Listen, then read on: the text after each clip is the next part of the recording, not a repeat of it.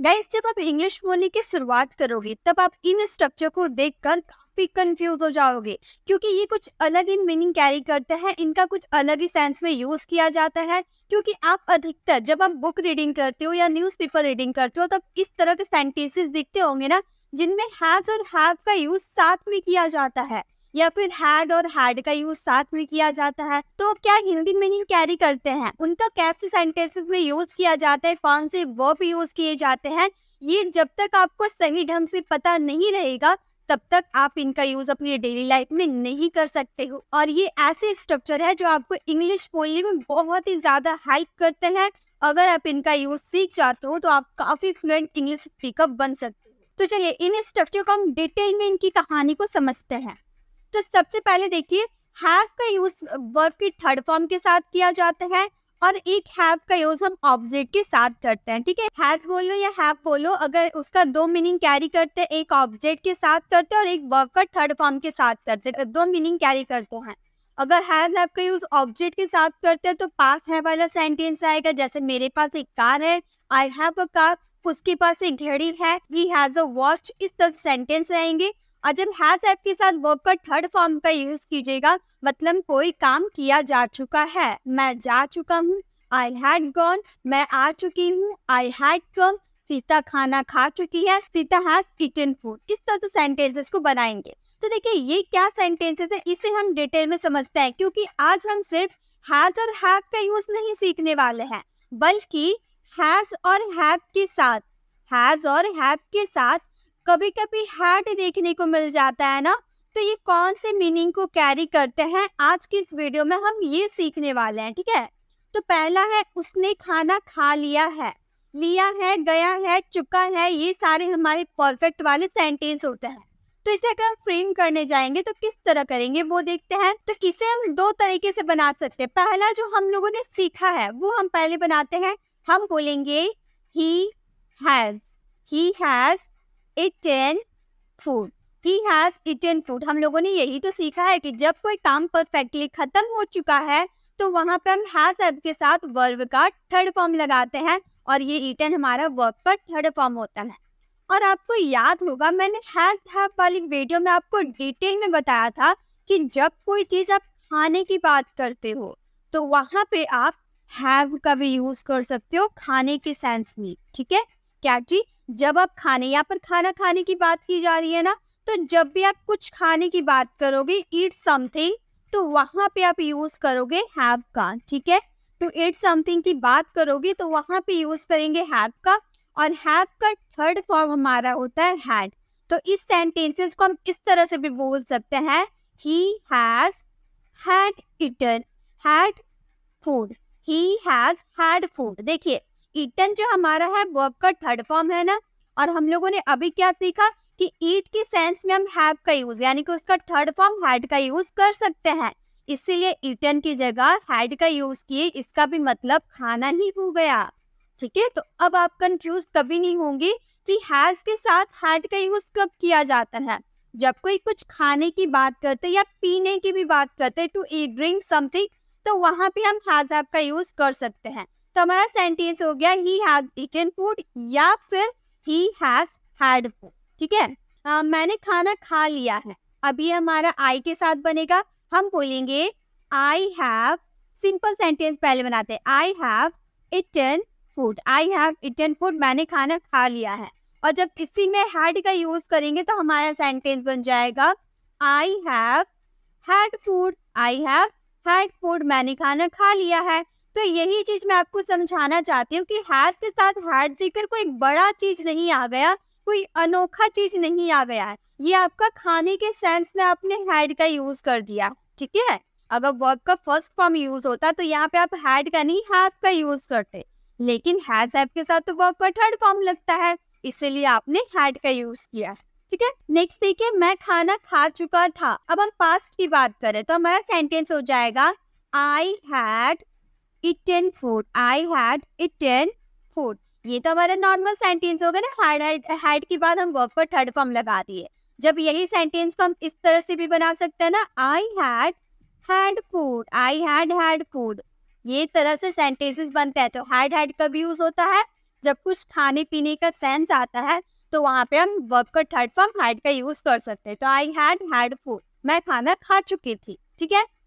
वे खाना खा चुके होंगे। अब फ्यूचर की यहाँ बात कर तो फ्यूचर का कैसे बनाए, सेम कुछ चेंज नहीं होगा। देखिए कैसे बनाएंगे, नॉर्मल सेंटेंस तो आप बना लोगे, आप बोलोगे I will have eaten food, I will have eaten food, मैंने खाना खा लिया होगा।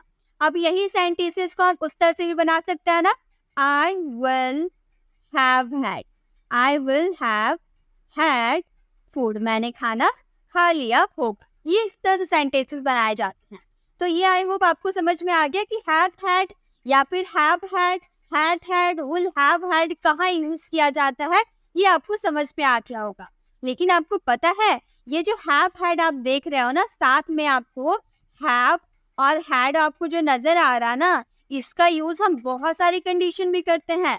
अलग अलग हम मॉडल्स का यूज इसके साथ करते हैं। अब वो हम सीखते हैं, जैसे कि शुड के साथ अगर हैव हैड का यूज कर देते हैं तो उसका क्या मीनिंग होता है, कुड हैव के साथ हैड का यूज कर देते हैं तो उसका क्या मीनिंग होता है, सब डिटेल में जानते हैं। तो सबसे पहले शुड के साथ हम हैड और हैव का यूज किए। तो पहले मैं आपको ये बता दूं, अगर शुड के साथ सिंपली आप हैव का यूज करते हो तो प्रेजेंट में आपके पास कुछ होना चाहिए, जैसे आपके पास पैसे होने चाहिए, यू शुड हैव मनी, आपके पास ज्ञान होना चाहिए, यू शुड हैव नॉलेज, आपके पास एक किताब होनी चाहिए, you should have a book. तो प्रेजेंट में कुछ होना चाहिए, उसमें शुड हैव के साथ ऑब्जेक्ट का यूज करेंगे, ठीक है। जब वही चीज आपको पास्ट होना चाहिए था, पास्ट में आपके पास कुछ होना चाहिए था, तो यहाँ पे यूज करेंगे शुड हैव हैड। जैसे मेरे पास पैसे होने चाहिए थे, तो आप बोलोगे I should have had a pen. इसी तरह से मेरे पास एक किताब होने चाहिए थे, हम क्या बना देंगे, हम बोलेंगे आई should have had a book, I should have had a book, मेरे पास एक किताब होने चाहिए थे, ठीक है। तो इस तरह से चाहिए थे वाले सेंटेंसेस आएंगे।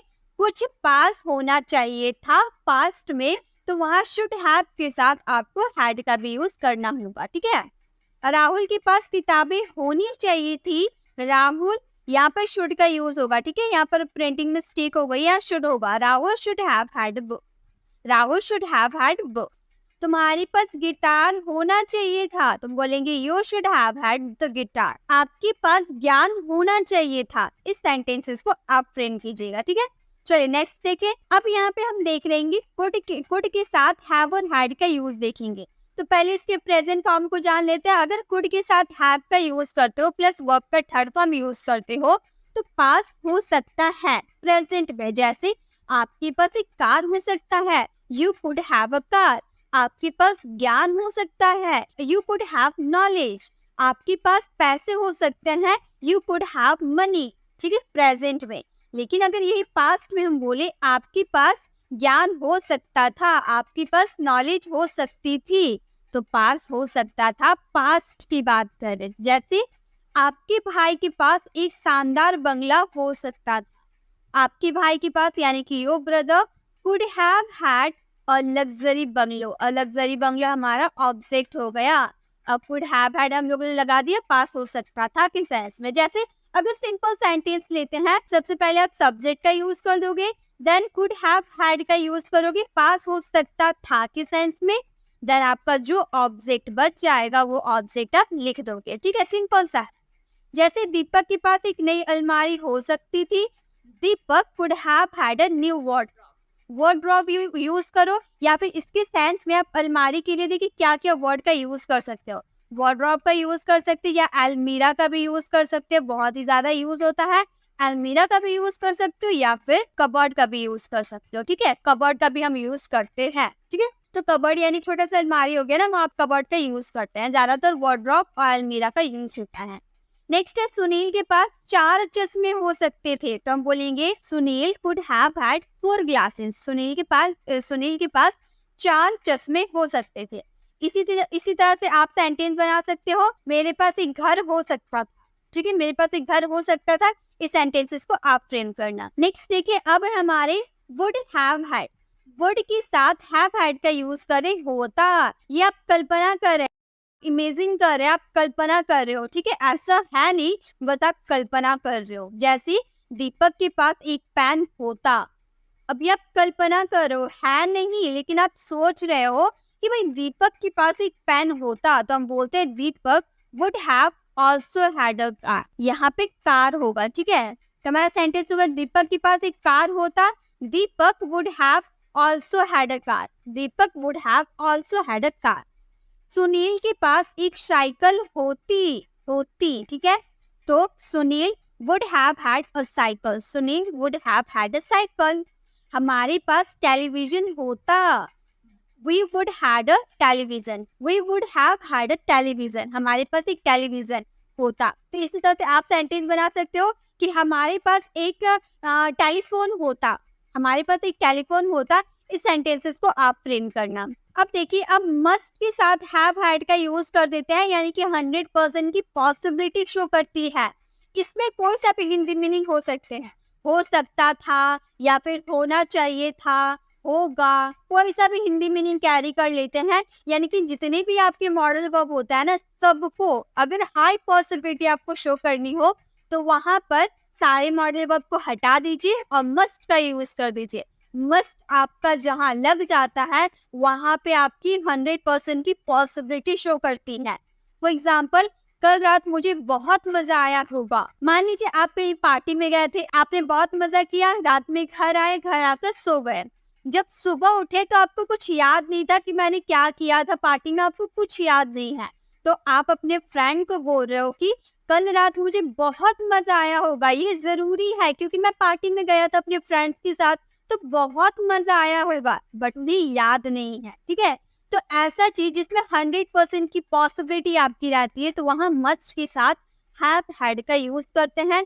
जैसे I must have had an amazing time last night, हमें बहुत मजा आया होगा। तो यहाँ बहुत आप देखकर यहाँ वेरी का यूज कर दोगे, ऐसा नहीं चलेगा। अमेजिंग के साथ वेरी यूज नहीं होता है, ठीक है। उसके कॉलेज में बहुत अच्छे दोस्त होने चाहिए थे वाला सेंस आ रहा, तो यहाँ तो आप शुड का यूज कर दोगे, ठीक है, शुड का यूज सही रहेगा। लेकिन शुड का यूज आपको कम पॉसिबिलिटी शो करेगा। अगर आपको ज्यादा पॉसिबिलिटी शो करनी है तो मस्ट का यूज कीजिएगा। आप बोलेगा she must have had great friends in college. आज तुम्हारे काम कठिन दिन होने चाहिए थे, You must have had a tough day at work today। तो इसी के साथ हम लोगों ने सारे तो सीख लिए कि कैसे हम यूज करते हैं, have had का यूज कैसे किया जाता है। अब कुछ क्वेश्चन आप लोगों के लिए है। यहाँ पे कुछ क्वेश्चन दिया है, मैंने अपना नाश्ता खा लिया है, मैंने अपना नाश्ता कर लिया है, उसका कल से सिर बहुत ज्यादा दुख रहा है। तो यहाँ पे कैसे हम हैज हैव का यूज करेंगे, मैंने स्टार्टिंग में आपको बताया था ना कि खाने के सेंस में हैड का भी यूज किया जाता है। तो उस तरह से इसको फ्रेम करना है और इसका आंसर कमेंट बॉक्स में देना है। अगर आप नहीं कर पाते हो तो भी कोई बात नहीं, मैंने इसकी पीडीएफ आप लोगों के लिए रेडी कर रखा है, जिसमें आपको इन तीनों का आंसर मिल जाएगा। और जब मैं टेलीग्राम पे पीडीएफ आप लोगों से शेयर कर दूंगी, पीडीएफ आप डाउनलोड कर लेना, उसमें से आप देख लेना कि कैसे सेंटेंसेस को फ्रेम किया गया है। अगर आपको नहीं समझ में आते हैं तो आप मुझे कमेंट में बता सकते हो, मैं उस पर अलग से वीडियो लाने की जरूर कोशिश करूंगी, लेकिन आप कमेंट में जरूर बताना। और आप ये भी बताना कि आपको ये वीडियो कैसी लगी। गाइस, अच्छी लगी तो इसे लाइक कीजिएगा और अपने फ्रेंड्स के साथ शेयर कीजिएगा। और जैसा कि आप लोगों को पता है, मंडे हमारी 30 डेज की क्लास मंडे से स्टार्ट होने वाली है, तो फटाफट आप चैनल को सब्सक्राइब कर लीजिए ताकि 30 डेज में आपको इंग्लिश सीखना है। और मैं आपको गारंटी देती हूँ कि 30 डेज में आपकी इंग्लिश काफी इम्प्रूव हो जाएगी, काफी नहीं, हद से ज्यादा इम्प्रूव हो जाएगी अगर आप ऑनेस्टी के साथ 30 डेज मेरे साथ देते हैं तो।